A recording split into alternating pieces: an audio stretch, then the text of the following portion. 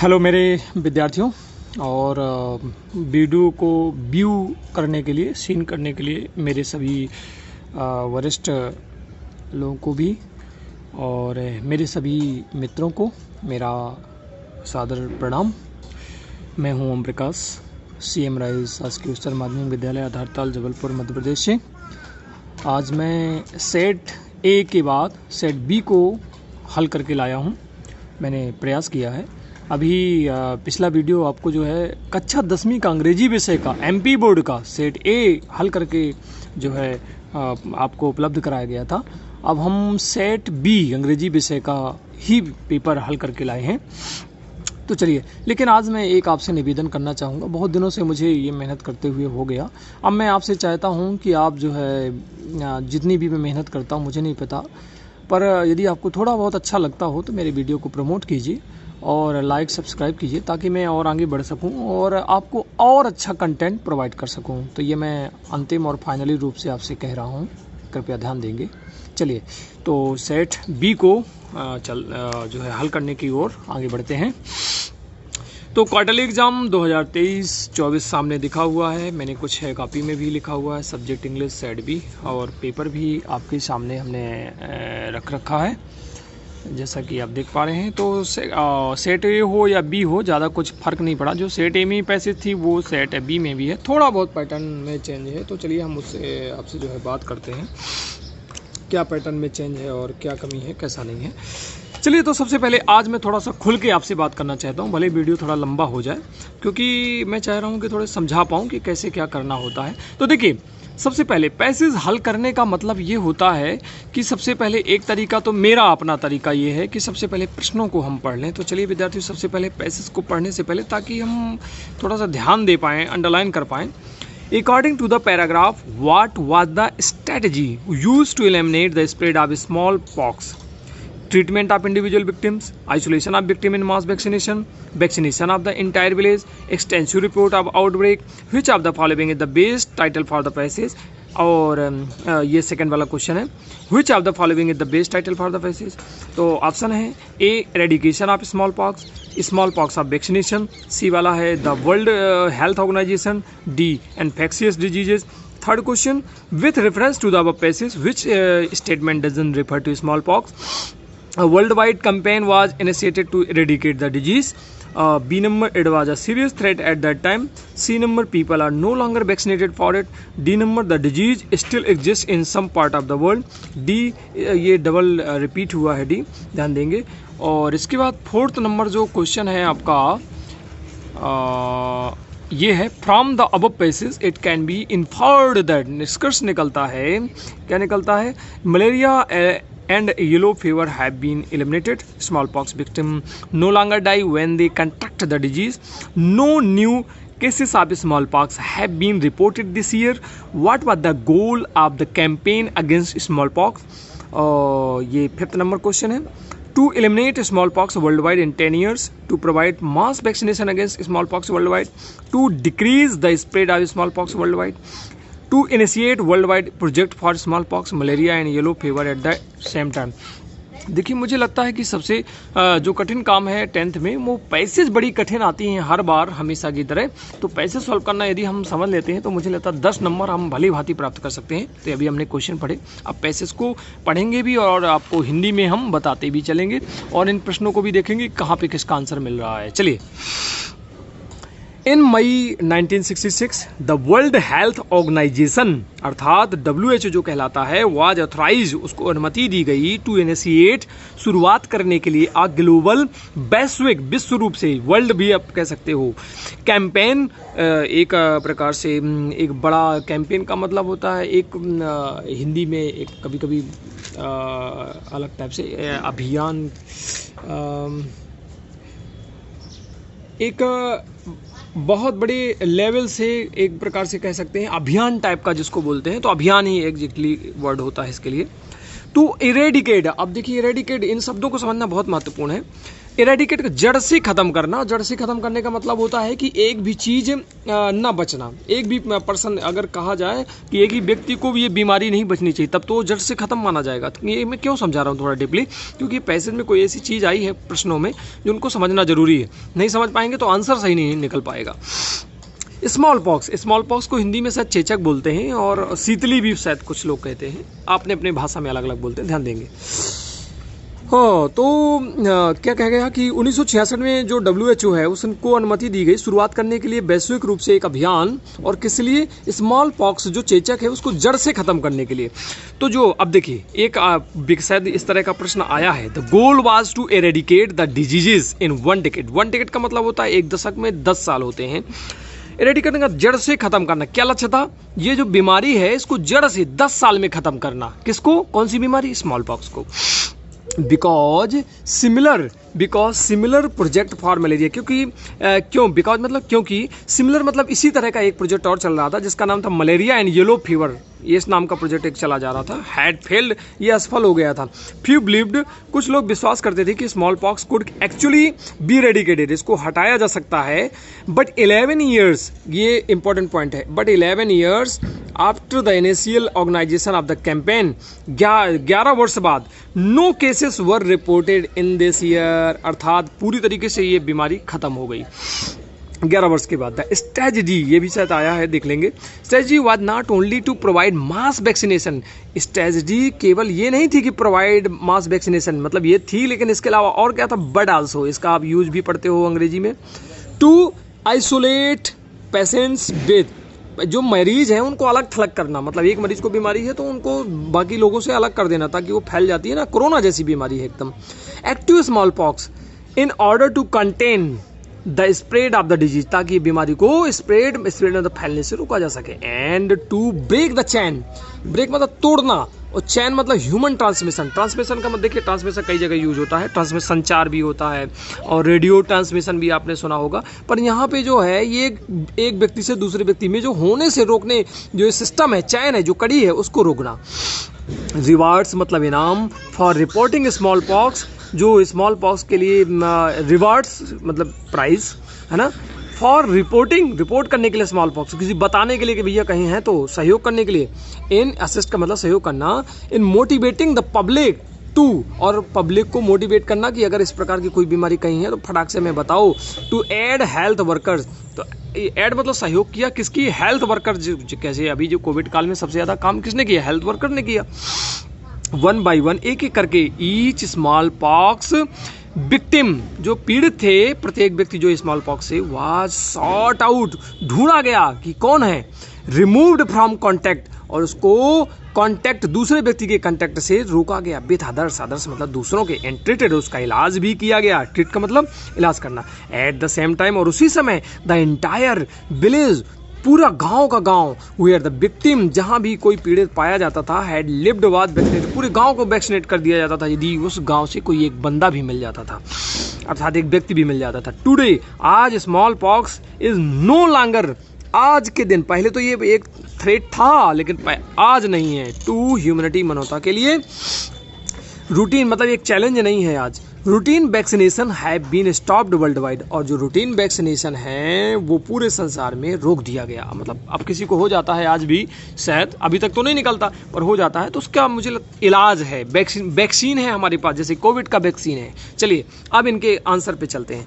मैं आज बहुत अच्छे से आंसर आपको समझाऊंगा। अकॉर्डिंग टू द पैराग्राफ के अनुसार, what was the strategy used to eliminate, use की जाती थी, एलिमिनेट का मतलब होता है खत्म करना, the spread of small pox को हटाने के लिए कौन सी स्ट्रेटजी यूज की जाती थी, है ना? तो ट्रीटमेंट ऑफ इंडिविजुअल विक्टिम, प्रत्येक व्यक्ति का ट्रीटमेंट किया जाता था।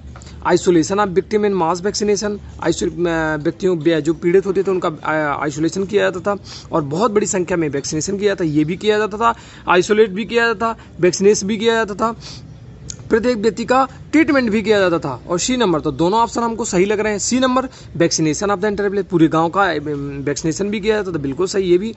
एक्सटेंसिव रिपोर्टिंग ऑफ आउटब्रेक, और जो तुरंत की रिपोर्ट है उसको तुरंत आउटब्रेक किया जाता था, मतलब तुरंत खोला जाता था। अब हमको पता लगाना है कि according to the paragraph, what was the strategy use to eliminate the spread of small pox. अभी इसमें तो यही इसलिए कन्फ्यूजन है क्योंकि सारे आंसर हमको लगभग सही लग रहे हैं। अब समस्या ये है कि हम इसको सबसे बेस्ट आंसर किसको माने, है ना। तो रोकने के लिए क्या क्या किया गया, देखिए यहाँ पे आप देखिए कि disease 1 decade which is similar, क्या क्या किया गया। स्टेज ये है, was not only to provide mass, ये भी हमने मास वैक्सीनेशन भी करवाया, but also to isolate patient को आइसोलेट भी किया small pox in order to contain the spread of disease and to break the chain of human transmission.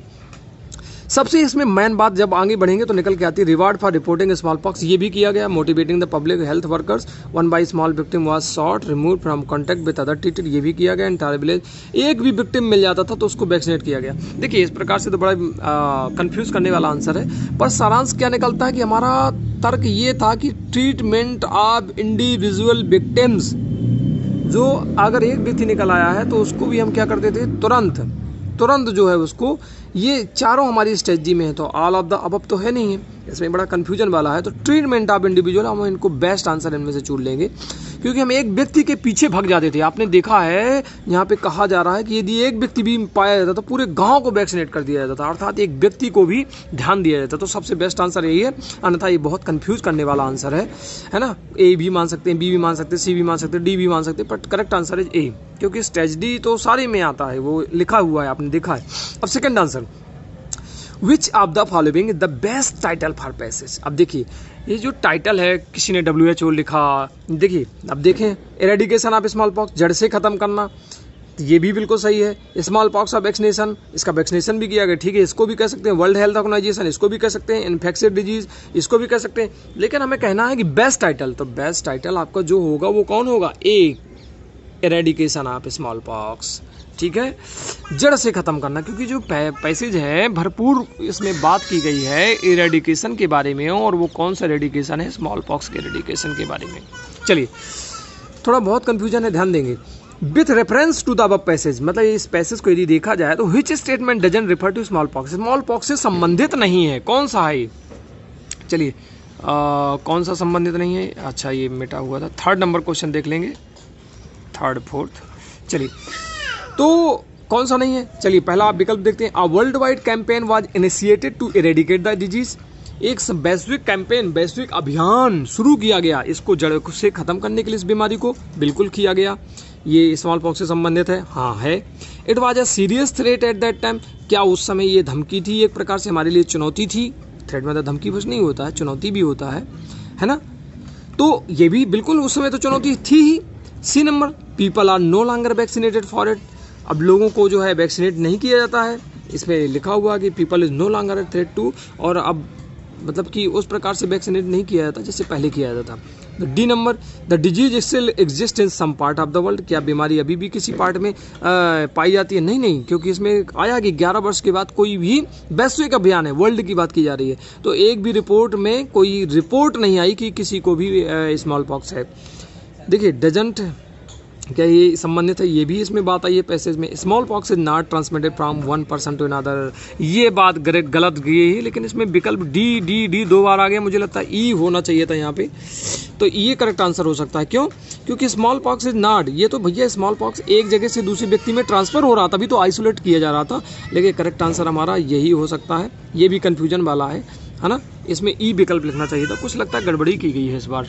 चलिए ध्यान देते हैं। Fourth number, from the above passage, ये ऊपर जो पैसेज है, इट कैन बी इन्फर्ड, क्या निष्कर्ष निकाला जा सकता है। तो देखिए निष्कर्ष तो सीधे से निकाला है, पर देख लेते हैं विकल्पों को। Malaria and yellow fever have been eliminated, जो मलेरिया एंड येलो फीवर को जड़ से खत्म किया गया, तो फेल हो गया था ना, ये तो साफ साफ आ गया, तो ये वाला नहीं है। Small pox victim no longer die, जो स्मॉल पॉक्स से पीड़ित हैं वो मरते नहीं थे, और when they contract the disease, जब है ना बीमारी से जो है कॉन्टैक्ट में आते थे, ऐसा कुछ।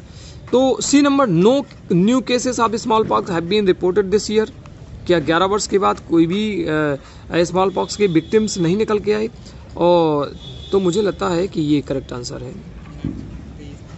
ठीक है, आपका ये भी नहीं है, मलेरिया में से में फेल हो गया था, है ना। ये small pox victim no longer die, मरते ही नहीं थे, व्हेन दे, है ना, तो ये मरते थे भाई, स्मॉल पॉक्स से क्यों नहीं मरेंगे। और fifth number question, what was the goal of the campaign against small pox, goal क्या था इस, तो eliminate the small pox world wide in 10 years, यही गोल था और साफ साफ लिखा हुआ है। ए नंबर विकल्प है और बी सी डी अगर देखें तो देख सकते हैं, पर है ही नहीं है क्योंकि हमको तुरंत मिल गया। To provide mass vaccinate against small pox world wide, ये तो खत्म करने के लिए सब किया गया। To decrease the spread of the small pox world wide, decrease घटाया गया, तो डिक्रीज घटाने के लिए, अरे घटाने के लिए नहीं, इसको जड़ से खत्म करने के लिए किया गया। Initiate the world wide project for small pox malaria yellow fever at that time, ये सब बेकार है, फालतू के। तो करेक्ट आंसर है ए, है ना। इसका गोल यदि आपको और करेक्ट चाहिए पैसेज की दृष्टि से, तो देखिए पैसेज को ध्यान से पढ़ा है हमने, तो गोल वाला ये ले मिला है। तो goal was to eradicate the disease in मंडेगेट। तो पहले का ऑप्शन ए, पहले प्रश्न का आंसर ए, दूसरे का आंसर भी ए, थर्ड का आंसर भी कंफ्यूजन वाला है। डी देख लेंगे, कंफ्यूजन वाला नहीं है, मतलब उसमें डी दो बार आ गया, लेकिन लास्ट वाला ई होना चाहिए था, तो डी है। फोर्थ नंबर भी आपका सी है और फिफ्थ नंबर आपका ए है। चलिए अब चलते हैं सेकंड पैराग्राफ में। पैराग्राफ को समझना, सॉल्व करना इतना आसान नहीं है, 10th के विद्यार्थियों ध्यान से सुन लेंगे, क्योंकि हर बार कठिन पैसेज आती है, इसलिए इसको बहुत अच्छे से समझिए। और हर बार फिलोसफिकल टाइप का ये पैसेज आ जाती है, मतलब थोड़ी लेवल से ऊपर आ जाती है, ऐसा लगता है मुझे, तो उसको थोड़ा सा ध्यान से समझना है आप लोगों को। चलिए सेकंड पैसेज, रेडी हैं? चलिए, read the following passage and answer the question given below, वही है, 5 नंबर का है, एक प्रश्न 1 नंबर का। तो वही तरीका अगर आप चाहें तो अपना सकते हो, पहले क्वेश्चन और बाद में विकल्प, लेकिन अब मैं थोड़ी समय बचाने के चक्कर में इसको पहले पैसेज को पढ़ूंगा। All of us have enormous capabilities, हम में से जो हम सब हैं, अस मतलब बी का अस है, तो हम सब जो हैं, हम सब में इनॉर्मस, इनॉर्मस मतलब एक प्रकार से असाधारण, और कैपेबिलिटीज का मतलब होता है क्षमताएं हैं, किसमें? हम सब में, ये किसी एक व्यक्ति के लिए नहीं, हम सब के लिए कहा गया है। विशाल क्षमताएं हैं। इन मैनी ऑफ हम में से कई तो भी, लेकिन फिर भी हम में से कई में क्या हो जाता है, जो हमारे अचीवमेंट्स हैं, हमारी जो सफलताएं हैं, हमारी जो उपलब्धियां हैं, हम असफल हो जाते हैं। To correlate with our potential, तो कोरिलेट का मतलब होता है कि एक सह संबंध बनाना एक प्रकार से, और पोटेंशियल का मतलब होता है जो होने वाली संभावनाएं हैं, जो हम कर सकते हैं, उसके साथ हम कोरिलेट नहीं कर पाते, नहीं, because of lack of self discipline. ये करेक्ट आंसर देख लीजिएगा, ये कहीं शायद मिलेगा, है ना। Self discipline, the effort needed to channel, channel का मतलब होता है पहुंचाना एक जगह से दूसरी जगह, our energy for productive uses, क्योंकि हम अपनी प्रयास करते हैं, प्रयास करने में असफल हो जाते हैं अपनी एनर्जी को प्रोडक्टिव यूजेस में, मतलब अपनी एनर्जी को सही जगह नहीं पहुंचा पाते हैं, अलग अलग हमारी एनर्जी बिखरी हुई होती है। चलिए, to maximise your effectiveness, you अपनी एनर्जी को प्रभावशाली बनाने के लिए आपको कुछ जरूर करना चाहिए। क्या करना चाहिए? Learn to put your nose to the grind, पत्थर पे नाक रगड़ना सीखिए, है ना, समझ गए? पत्थर पे नाक रगड़ना मतलब मेहनत करना। वर्क अगेंस्ट बोर्डम, अगर आपका बोरिंग कर रहा है मन, नहीं पढ़ना नहीं है तो नहीं भैया, पढ़ो तब भी। And learn to take the long, और सीखो कुछ, टेक द लॉन्ग, लंबे समय तक बैठना सीखो। हार्ड वे, मेहनत है, हार्ड वे मतलब कठिन रूप से, कठिन रास्ते को चुनो in life rather than the short, short रास्ते की अपेक्षा कैसे रास्ते को चुनो? जो थोड़ा कठिन हो, लंबा हो। इजी वे को छोड़ो, इजी वे के चक्कर में ना पड़ो, ये पैसेज कह रही है, मैं नहीं कह रहा। Here are a few suggestion, यहाँ कुछ आपके लिए सलाहें हैं, उन पे फोकस कीजिए। क्या है कि हाउ टू डू, कैसे करें। What you want to do, जो आप करना चाहते हो, तो उसके लिए कह रहा है भैया टेक रिस्क, क्या लो? रिस्क लो। इट इज इंपॉर्टेंट, ये महत्वपूर्ण है। टू रियलाइज दैट, ये अनुभव करना कि नथिंग इन लाइफ, कुछ भी जीवन में संभव नहीं है अचीव करना जब तक कि यू रिस्क समथिंग, जब तक कि आप रिस्क नहीं लेते हो। दैट्स हाउ, इसीलिए सेल्फ कॉन्फिडेंस डिवेलप, इससे क्या होता है? आपका आत्मविश्वास विकसित होता है। डेवलप का मतलब विकसित होना। एवरी चांस यू टेक, प्रत्येक अवसर जो आप लेते हैं, ऑफर्स यू, आपको एक ऑफर देता है, ऑफर मतलब अवसर देता है। You valuable in spin offs in terms of learning, जो आपकी वैल्यूएबल है और अप्रत्याशित या अनुकूल जो प्रभाव हैं, तो टर्म्स ऑफ लर्निंग, वो सीखने के लिए एक अवसर, अर्थात जो आपको अवसर मिलते हैं वो आपको सिखाना चाहते हैं, कुछ सिखाने का अवसर प्रदान करते हैं। अर्न रिवार्ड मतलब, अर्न मतलब अर्जित कीजिए, रिवार्ड मतलब ये आप जो है रिवार्ड, योग्यताएं अर्जित कीजिए, प्राइज अर्जित कीजिए अपने लिए कुछ भी। सम टाइम, कभी कभी बैक पीछे में जब देखता हूँ तो आई हैड टू फेस, मुझे सामना करना पड़ता। फेस का मतलब सामना करना, वो चेहरा नहीं है फेस मतलब। The rather an invaluable task of preparing for 2 examination simultaneous. अब पता चला कि 2 एग्जामिनेशन लगातार हैं। सिमुलटेनियसली का मतलब होता है लगातार, क्रमशः 2 एग्जाम है एक के बाद एक, उनको मैं तैयारी कर रहा हूँ। तो I had to be ruthless, मैं कैसा हो जाता हूँ, रूथलेस का मतलब एक अक्कड़पन हो जाता है, मैं रूखा हो जाता हूँ। In driving my self from one goal to another, एक गोल से दूसरे, एक मान लीजिए 2 गोल मुझे प्राप्त करना है तो एक गोल से दूसरे गोल को प्राप्त करते करते मैं रूखा सूखा हो जाता हूँ, एक अलग टाइप महसूस करता हूँ। तो कहता है हार्ड नोज एटीट्यूड सा me sell through the courses. Hard nose का मतलब होता है सयानापन, जो अपने आप में आ जाता है कि नहीं नहीं मैं सयाना हो गया, मुझे बुद्धि आ गई है और मैं समझदार हो गया हूँ। इस तरह का जो एटीट्यूड का मतलब होता है, जो अपने अंदर एक व्यवहार झलकने लगता है। तो आई रिवार्डेड माई सेल्फ, मैं अपने आप को क्या करूं, रिवार्ड करूं, इनाम दूं, अपने आप को प्रशंसा करूं, है ना। एक वर्ड की इंग्लिश में कई सारी मीनिंग होती हैं, याद रखिएगा और ध्यान से डिक्शनरी कभी देखेंगे तो अब देखेंगे। At the end of the indulging in my favourite pass time, क्या करना है, इंडल्जिंग का जो आपका मतलब होता है, एक प्रकार से कह सकते हैं अपन जैसे रूथलेस तो कठोर और निर्मम, ये आपको क्लियर ही हो गया होगा। ठीक है ठीक है। तृप्त करना होता है एक प्रकार से, तुष्ट करना या किसी चीज़ में लिप्त होना। अब 2-3 मीनिंग होंगे, तृप्त करना, लुप्त करना, ऐसी चीज़ें, ठीक है ना। तो मैं खुद को एंड ऑफ द इंडल्जिंग, अभी तक मतलब जिसमें मैं लगा हुआ था फेवरेट पास टाइम में, and taking a short holiday, तो क्या करूं, अब मैं थोड़ा शॉर्ट ब्रेक ले लूं कठिन परिश्रम करने के बाद लगातार, क्योंकि मैं एक गोल से दूसरे गोल की तैयारी करने में थोड़ा असहज महसूस कर रहा था। तो अब मैं क्या करूं, थोड़ा सा रेस्ट ले लूं। तो देखिए आप प्रश्नों को चलते हैं, देखते हैं। First question,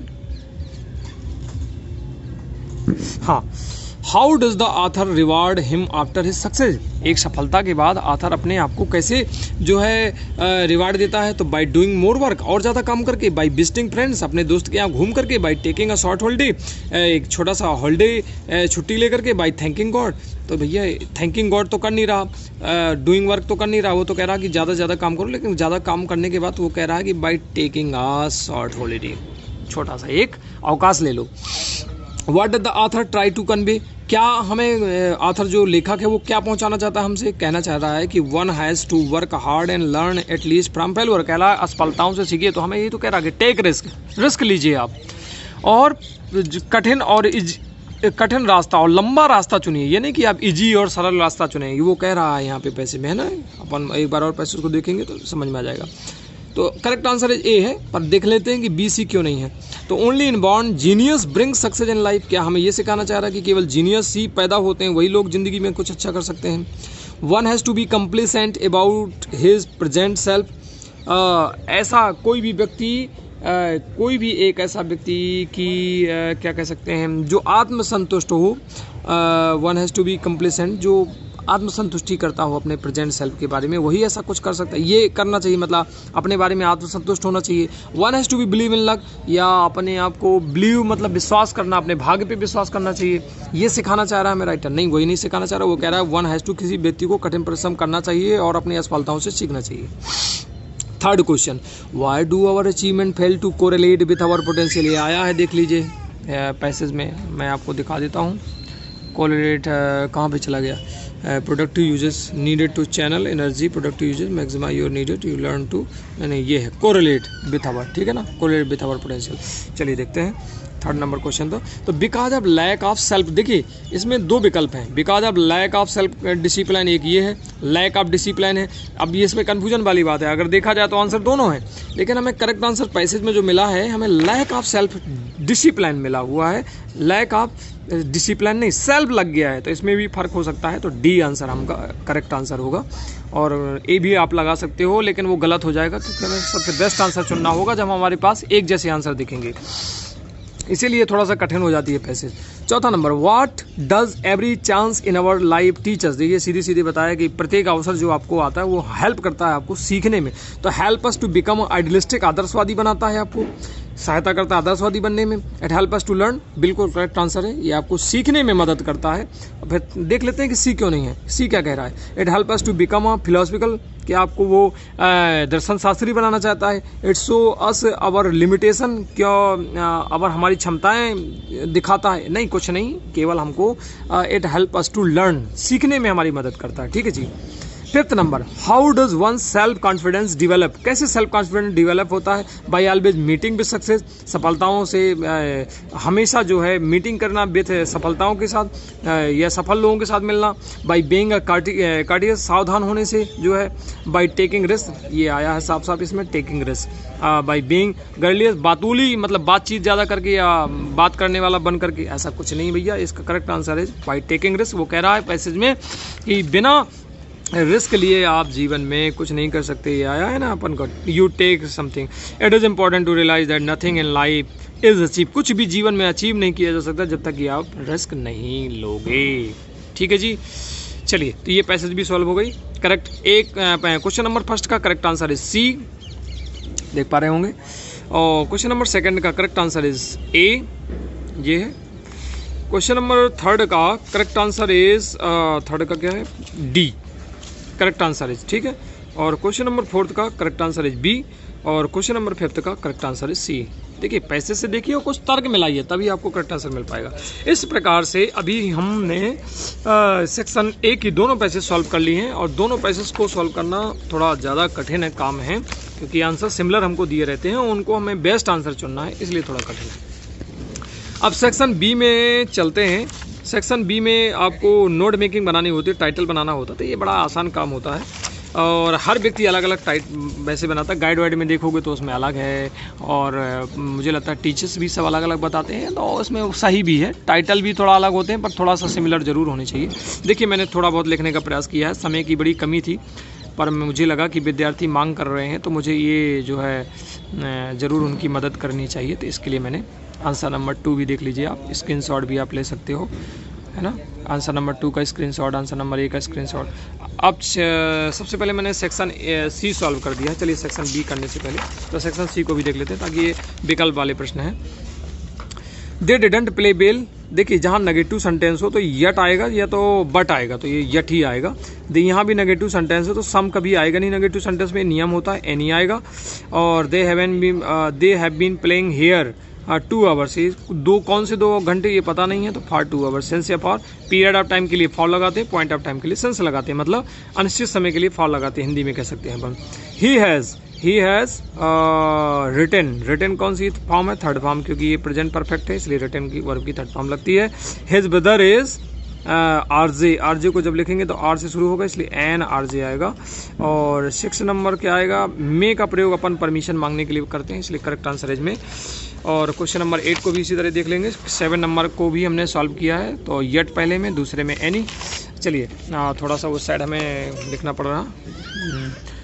third number for, और फोर्थ नंबर रिटन, और फिफ्थ हम भूल गए क्या, फिफ्थ शायद हम लिखे नहीं हैं, पर एन हम आपको बता दिए हैं। फिफ्थ नंबर में, क्योंकि एक्चुअली में 5 ही करने होते हैं, पर मैंने बता दिया सभी के आंसर, क्योंकि आप कौन से 5 कर रहे हो ये आपके ऊपर डिपेंड करता है, हमने अपने अनुसार कर लिए। क्वेश्चन नंबर 8 देख लीजिए। अब क्वेश्चन नंबर 8 में क्या करना है कि क्वेश्चन नंबर 8 में डू इट डायरेक्टेड है, he did his work well, he did his work well, change into negative. तो देखिए ये कौन से टेंस का है, पास्ट टेंस का है, तो ही पास्ट टेंस की हेल्पिंग वर्ब क्या होती है, डिड होती है, तो he did not do his work well. ठीक है जी। इसके बाद फिर है he is to work to pay his fees, ये बड़ा आसान होता है, टू की जगह सो कर दीजिए, और यहाँ पे थोड़ा प्रेजेंट, यहाँ प्रेजेंट है तो यहाँ भी प्रेजेंट बना दीजिए। देखिए मैंने बनाया है, ही इज़ सो पुअर, वह इतना गरीब है कि, दैट लगा दिया। He can't pay his fees, मतलब नेगेटिव सेंटेंस बनाना पड़ता है, ध्यान देंगे। चलिए ठीक है, ये भी समझ में आ गया, ये बहुत सिंपल आते हैं, यही पैटर्न होता है, देख लेंगे। और third number, in the park were playing children football, थे तो आपको सेंटेंस आपने खूब सुने हैं तो आपने बना लिया होगा। रीअरेंज करना है तो इसका क्या बनेगा, children were playing football in the park. ठीक है जी। अब फोर्थ नंबर देख लेंगे, the boy is my cousin, the boy is wearing a pink shirt. इसका नियम ये होता है कि जहाँ पे वर्ब होती है उसको पहले वाले सेंटेंस को जोड़ देते हैं, जो द बॉय है तो एक जगह हु लगा देते हैं, इस वाले सेंटेंस को पहले जोड़ेंगे क्योंकि इसमें वर्ब है, दूसरे वाले को बाद में जोड़ देंगे और द बॉय को हटा देंगे दो जगह से। ठीक है, देखिए कैसे बनाया हमने द बॉय, है ना। और फुल स्टॉप ये वगैरह पंचुएशन का भी बड़ा ख्याल रखेंगे। द बॉय हु, देखिए दूसरा बॉय की जगह हमने हु लिख दिया। The boy who is wearing, मैंने कुछ नहीं अपने से जोड़ा, बस हु बस जोड़ दिया। और देखिए उसका द बॉय का हटा करके is wearing a pink shirt, और फिर इसके बाद देखिए आधा सेंटेंस उसका जोड़ दिया, द बॉय को हटा करके इज माई कजिन। ये दूसरा वाला पार्ट है, आप देख पा रहे होंगे ये वाला यहाँ से। ठीक है, अब 6 नंबर देख लीजिए। He did not go to school, he was ill, combine the using sentence because. ये बड़ा सरल होता है विद्यार्थियों, लेकिन फिर भी आप लोग गलत करते हो, तो कुछ चीज़ों का ध्यान रखना जरूरी है। जो फुल स्टॉप लगा इसकी जगह बिकॉज, और जो एच का ही कैपिटल है उसको क्या कर देंगे, स्मॉल। ध्यान देंगे, देखिए he did not go to school, वह स्कूल नहीं गया, बिकॉज ही वाज इल, क्योंकि वह बीमार था। तो मुझे लगता है क्वेश्चन नंबर 7, क्वेश्चन नंबर 8 आपके सामने हल हो गए। सेक्शन ए भी कंप्लीट, सेक्शन सी भी कंप्लीट। चलिए जल्दी से मैं सेक्शन आपको बी दिखा देता हूँ, क्योंकि आज गणेश उत्सव है, ऐसा ना हो कि कहीं से डीजे उजे आ जाए, दिक्कत हो जाए। वैसे भी मेरे अंदर लग रहा है कि पूरी मेहनत बर्बाद ना जाए। मैं सुन रहा हूँ कि बाका शोर शराबा हो रहा है। चलिए सेक्शन बी, सेक्शन बी देखिए नोट मेकिंग है। मैंने थोड़ा प्रयास किया है विद्यार्थियों, आप भी प्रयास करोगे पढ़ के। इतना टाइम नहीं है कि मैं आपको पढ़ दूं, नहीं तो वीडियो भी लंबा हो जाएगा। तो देखिए नोट मेकिंग बनाई है। इसमें अगर आप पढ़ेंगे तो इसमें जो है रेड क्रॉस के बारे में दिया गया है। रेड क्रॉस सोसाइटी आई है, लेकिन रेड क्रॉस आपको 2-3 जगह मिल जाएगा। पर्टिकुलर उसने रेड क्रॉस की बात की है। तो टाइटल का 1 नंबर मिलता है, ध्यान देंगे। ब्लैक पेन से लिख करके इसको जरूर लिखा कीजिए, अंडरलाइन किया कीजिए। अब उसके बाद देखिए कुछ पॉइंट 1, 2, 3 निकल देते हैं। तो मैंने द रेड क्रॉस से इट इज एन इंटरनल, इसको शॉर्ट फॉर्म में एब्रीविएशन फॉर्म में लिखा है। इसका लास्ट में मैंने दर्शाया भी है। Adam is very noble, full stop लगा दिया है। फिर दूसरा नंबर इट हेल्प्स, मैंने कहा ना वहीं से आप ले लेते हो, वहीं का जोड़ देते हो। देखिए the take risk and the, अब देखिए टुकड़ों में है तो आप शॉर्ट वो नहीं ले सकते, पर मैं चलिए एक साथ दिखा देता हूँ ताकि आधा तो आप ले लें। 3rd नंबर फॉर्म, मतलब फॉर्मेशन कब हुआ, तो इन 1920 द इंडियन आरसीसी मैंने शॉर्ट फॉर्म में लिखा है, जूनियर रेड क्रॉस। ठीक है, इतना लिखा मैंने 3 पॉइंट, क्योंकि इसके 3 नंबर होते हैं, 1 नंबर टाइटल का। एब्रीविएशन अगर आप लास्ट में लिख देते हैं तो और अच्छा बढ़िया हो जाता है। देखिए मैंने लिख दिया एब्रीविएशन इंटरनल, ये जो मैंने लिखा शॉर्ट फॉर्म तो इंटरनेशनल का लिखा था, और UNDD जो लिखा था वाउंडेड का लिखा था, RC जो लिखा था रेड क्रॉस सोसाइटी का लिखा था। समझ गए जी। चलिए ठीक है, अब ये क्वेश्चन नंबर 3 हो गया। अब क्वेश्चन नंबर जो 4 होता है उसमें 2 प्रकार के लेटर लिखते होते हैं, एक होता है फॉर्मल लेटर, एक होता है इनफॉर्मल लेटर। तो question number 4 formal informal letter था, Gwalior Durga Chowk, write a letter to your friend inviting him to spend summer vacation with you. 2 में से एक करना है। तो चलिए मैंने एप्लीकेशन कर दिया, क्योंकि एप्लीकेशन मुझे सरल देखा और फटाक से कर दिया मैंने। देखिए इसका स्क्रीनशॉट आप ले लेंगे, कोई दिक्कत ही नहीं है। ये है आंसर नंबर 4 एप्लीकेशन। ये भी पूरा नहीं आ पा रहा है किसी वजह से। To the principal government high school, क्या लिखा हुआ, डबरा MP, क्योंकि डबरा इसमें लिखा हुआ था। ये आप देख पा रहे होंगे गवर्नमेंट हाई स्कूल डबरा, है ना, ये लिखा हुआ है ना। राइट एन एप्लीकेशन, सब्जेक्ट में एन एप्लीकेशन, ये प्रिंसिपल हटा देंगे क्योंकि अपन ने पहले लिख दिया। स्कूल लिविंग सर्टिफिकेट यहाँ से ले लेंगे। मैंने बहुत आसान तरीके से किया है, जो इंटेलिजेंट है वो तो फिर इतना लिख ही लेंगे। वो थोड़ा मैं कमजोर विद्यार्थियों की भी मदद करना चाहता हूँ, जो लोगों को एप्लीकेशन आसान लगती है। देखिए बहुत सरल है। रिस्पेक्टेड सर और madam, I beg to say that, ये तो बिल्कुल फेमस है, किसी भी एप्लीकेशन में आप लिख सकते हो। I am a student of your school, इतना तो बताना ही बताना है हर एप्लीकेशन में। चूँकि मेरे फादर जो है हैज़ बीन ट्रांसफर टू पन्ना, एक जिले का नाम पन्ना है, तो उसको मैंने ट्रांसफ़र करवा दिया है। आप कहीं और जिले में भी करवा सकते हो, पर श्योर है कि स्पेलिंग बननी चाहिए। इसलिए so I am unable to continue my study, इसलिए मैं यहाँ पढ़ने में समर्थ नहीं हूँ। Please issue me school leaving certificate, full stop लगा दिया। Thank you so much. Yours faithfully मैंने लिख दिया है, yours faithfully. Name Rohit Gupta, ये अपना नाम नहीं लिखेंगे क्योंकि रोहित गुप्ता एक्चुअली में यहाँ पे दिया गया। कहाँ है रोहित गुप्ता, इस क्वेश्चन में दिया गया है रोहित गुप्ता, ये देखेंगे तो उसी बच्चे का मैंने नाम लिख दिया है। अब ये हो गया आपका क्वेश्चन नंबर 4। अब हमारे सामने आता है क्वेश्चन नंबर 5। तो क्वेश्चन नंबर 5 में इस बार पैराग्राफ राइटिंग थी ऐसे ना करके, तो मैंने छोड़ दिया क्योंकि अभी मुझे और समय लग जाता, शाम का वक्त है ना। तो अभी मैं एक सीरीज़ चलाऊंगा जिसमें आपको मैं ऐसे लिखना बताऊंगा। अगर थोड़ी बहुत अगर आप लिख पाते हो तो ये इनके बारे में थोड़ा लिख दीजिएगा। Write a paragraph on any one of the following topic है। Visit player, visit to a fair, एक मेला की विजिट। इंपॉर्टेंस ऑफ इंग्लिश, ये भी लिख सकते हो। Value of games and sports, ये आता है। Computer and mobile learn and, paragraph ना लेकर वो आ गया है पैराग्राफ, एक तरह से ऐसे ही होता है paragraph. Madhya Pradesh the tiger state, थोड़ा बहुत फर्क होता है। अगर आप लिख देंगे तो मुझे लगता है कि शिक्षक आपको नंबर जरूर दे देंगे, तो आपसे बना होगा तो आपने लिखा जरूर होगा।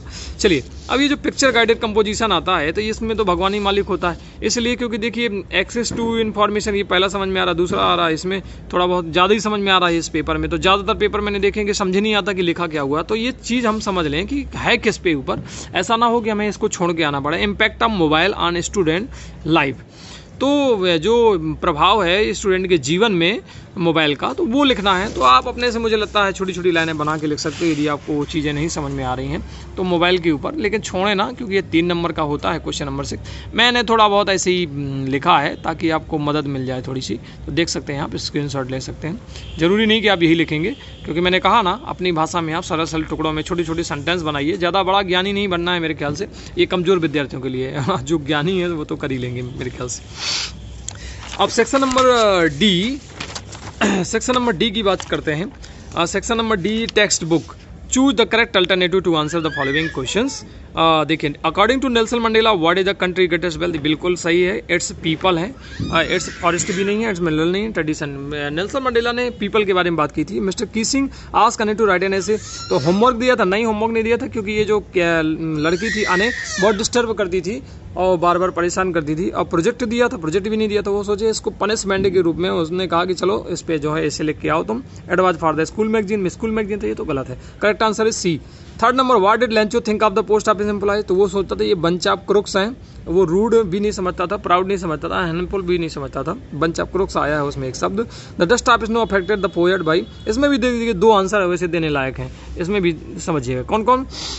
मेकिंग हिम सुपीरियर ये तो नहीं आया, मेकिंग हिम एनर्जेटिक ये भी नहीं आया, पर 2 हैं, चेंजिंग हिज मूड और मेकिंग हिम सैड। पहले आया है चेंजिंग हिज मूड, तो पहले कौन आता है, चेंजिंग, उसका मूड चेंज हो गया। और मूड कैसे चेंज हो गया, सैड से वो हैप्पी हो गया, पहले सैड था वो हैप्पी, लेकिन सबसे पहले उसका मूड चेंज हुआ। करेक्ट आंसर है सी। ठीक है, अब देखिए दोनों में डिफरेंस है, अब बच्चा इसमें भी लगा सकता है, पर हमें करेक्ट देना है। सबसे पहले कौन आया, तो सबसे पहले सी आया, तो इसलिए हमने सी दिया। चलिए देख लेते हैं सेक्शन डी का क्वेश्चन नंबर 9। इसके पहले का बी आंसर, दूसरे का सी, एंड थर्ड का सी, एंड फोर्थ का सी। चलिए इस प्रकार से अब आता है हमारे सामने 10A। 10A कहाँ चला गया भैया, 10A। चलिए 10A हमारी पैसेज आई है एक ठो, ये कहाँ से आई है, द हाउस ओनली इंटर, यानी लेंचो। तो देखिए sat on the crest of a low hill, एक विकल्प हमको यहाँ मिल गया, क्योंकि मैंने पहले पूर्व में पेपर देखा है, थोड़ी याद है। Where was the Lencho house situated, a foot of the hill, नहीं, इन द विलेज, नहीं, on the crest of a low hill. Correct answer है सी। ठीक है जी। Which of the following word is similar to the word closely, intimately होता है। From which lesson has the above text been taken, तो कौन सा है, ब्लैक लोपेन हिज फर्स्ट फ्लाइट, ये भैया लेटर टू गॉड से है, क्योंकि वो लेंचो ही रह रहा था वहाँ पे। देखिए, और आपको ज़्यादा नहीं समझ में आ रहा तो लेंचो वाला लेसन तो आपने याद कर लिया, इससे एक आंसर तो आपको यहाँ मिल गया था, और दूसरा आंसर आपको खुद दिमाग लगाना था। Hide of one could see the field and corn, ये से आपको समझ में आ रहा होगा कि ये लेंचो के लिए the only thing that the earth needed to downpour of at least throughout the morning Lencho who knew the intimately field, ये देखिए शब्द आया है इंटीमेटली, तो ऐसे आपको पहचानना है। पर थोड़ी बहुत अर्थ तो आपके जो है स्कूल में शिक्षक लोग समझाते हैं, तो आपको उससे काफ़ी मदद मिल जाती होगी, इसलिए थोड़ा ध्यान से स्कूल जाइए और पढ़ा कीजिए। नहीं पढ़ते हैं तो इनको पैसेज को, क्योंकि बार बार ये रिपीट होते रहते हैं, ध्यान देंगे। 10A की विकल्प हो गए, 10A के ये तीनों विकल्प हैं। फर्स्ट का सी, ध्यान देंगे, फर्स्ट का C, on the crest of a low hill, और इसके बाद है आपका सेकंड का भी सी, इंटीमेटली, और थर्ड का ए, आ लेटर टू गॉड से ये लिया गया। अब आता है क्वेश्चन नंबर 10B। 10B कहाँ चला गया, 10B। चलिए 10B ये पोयम है एक, he hears the last voice at night, आपको आया होगा। एक पोयम है जिसका नाम है tiger in the zoo. The patrolling cars, वो पेट्रोलिंग कार्स आती हैं वो, लेकिन ब्रिलियंट आइज, उसकी जो स्टेयर है जो घूरता है वो किसको देखता है, ब्रिलियंट स्टार को देखता है, वो बाकी चीज़ों पे ध्यान नहीं देता है। What does he stare at, तो किसको देखता है, स्टार्स को देखता है। Which of the following is opposite of the word brilliant, तो क्या इंटेलिजेंट, ब्रिलियंट इंटेलिजेंट सेम होते हैं। ग्लेयर मतलब ये भी चमकना ही होता है। डल पे मुझे लगता है थोड़ा गलत लिख दिया, डल शब्द होता है, पर पता नहीं क्यों स्पेलिंग मिस्टेक हो गई। सेक्शन जो आपका सेट ए था उसमें भी ये गलत लिखा था, और सेट बी में भी ये गलत लिखा हुआ है, और ये तो मैंने अभी भी बता दिया है कि सेट सी ये टाइगर एंड द जू है। अगर आप पोयम निकालेंगे जिसका बुक का नाम है बिहाइव पोएट्री, तो उसमें देखेंगे तो ये लाइनें आपको मिल जाएंगी। चलिए एक बार मैंने आंसर कापी में लिखा है, ये आंसर कापी इसलिए बताता हूँ उन बच्चों की मदद हो जाए। अच्छी थोड़ी सा क्या है कि अगर लिखना नहीं आप जानते हो, टाइम वेस्टिंग कर रहे हो, तो फिर आपको नंबर में उसकी लंबी कहानी है। 10B फर्स्ट का सी स्टार, सेकंड का सी डल और थर्ड का सी टाइगर इन द जू। यही मैंने 10B के क्वेश्चन। अब आप देख पा रहे होंगे कि 11 नंबर क्वेश्चन तो है लेकिन इसके आंसर नहीं लिखे हुए। और दरअसल वजह ये है कि मैंने देखा कि बहुत सारे आंसर आपके जो है सेट ए हैं। तो सेट ए को मैं दिखाता हूँ अभी आपको। तो सेट ए में मैंने देखा कि पूरे जो प्रश्न पत्र हैं वो सेट ए में ज्यों के त्यों लिखे हुए हैं। और देखिए सेट ए है, जैसे 14-15 मैंने छोड़ दिया था समय की कमी के कारण थोड़ा सा। अगर आप कहेंगे तो मैं बाद में आपको ज़रूर, अभी सारे प्रश्नोत्तर आपको हालांकि मिल जाते हैं पर फिर भी चलिए मैं पहले 11-12 दिखा देता हूँ। 11 देखिए आगे पीछे लिखे हुए हैं पर ये आंसर हैं। क्वेश्चन नंबर अगर सेट ए आपको मिल जाए तो आप थोड़ा सा मदद ले लीजिएगा, स्क्रीनशॉट ले लीजिए। ये जो सेट ए के प्रश्न हैं वो थोड़ा आगे पीछे हैं, पर सेट बी में जैसे मान लो सेट ए में कोई प्रश्न फर्स्ट में लिखा है तो सेट बी में थर्ड में लिखा है, बस बाकी प्रश्न वही हैं लगभग। चलिए देखिए, तो सेट ए भी जो है आपको उपलब्ध है, अगर आप चाहें तो उसको भी देख सकते हैं। इस तरीके से अभी मैं आपको दिखा रहा हूँ। क्वेश्चन नंबर 13 के मैंने प्रश्न, ये सेट ए के आंसर दिखा रहा हूँ, ध्यान दीजिएगा। अब आपको प्रश्न पढ़ना और उसका आंसर निकालना, इतना तो विद्यार्थियों समझना ही होगा आप, है ना। और देखिए अब मैं लास्ट बार आपसे कह रहा हूँ कि आप जुड़े रहिए। और मैं सोच रहा हूँ कि इस बार मैं बहुत अच्छी सीरीज़ लॉन्च करूँगा। और ये जो लिखने के अपेक्षा मैं और थोड़ी एडिटिंग में सुधार कर रहा हूँ, पर जल्द से जल्द हम जो है आगे बढ़ते रहें ताकि थोड़ा सा बेहतर हो सके। और आप हमारे चैनल को प्रमोट कीजिए, सब्सक्राइब कीजिए और अपने साथियों से भी कहिए। और मेरा गुरुजनों से भी अनुरोध है कि यदि आप मुझे सुन रहे हों तो अपने विद्यार्थियों से कहिए। और मैं बिल्कुल इसी तरह सॉल्व करके डालता रहूँगा। और अभी मैं एप्लीकेशन ये सब एक सीरीज़ एकदम क्रम से सेक्शन वाइज चलाऊँगा ताकि आपको मदद हो सके और बहुत बढ़िया हो सके। और मैं चाहता हूं कि आप मैसेज भी मुझे लिख के भेजें यदि कहीं गड़बड़ है, कहीं कोई कंपेयरिंग करिए गाइड में, कहीं कोई डाउट हो रहा कि नहीं सर ये इसमें इस प्रकार से होना चाहिए, उसमें उस प्रकार से होना चाहिए, मुझे भी बड़ा अच्छा लगेगा। देखिए बहुत मेहनत लगती है तो बनाने में, तो ज़रूर इस बात का ज़रूर ध्यान रखेंगे। बहुत बहुत धन्यवाद आपको।